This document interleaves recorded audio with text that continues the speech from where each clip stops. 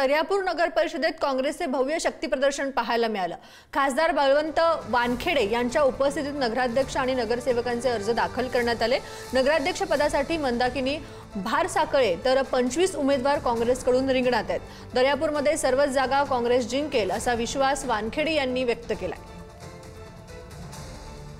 काँग्रेस पक्षाच्या वतीनं नगराध्यक्षासह 25 नगरसेवकांचे सुद्धा फॉर्म भरलेले आहेत।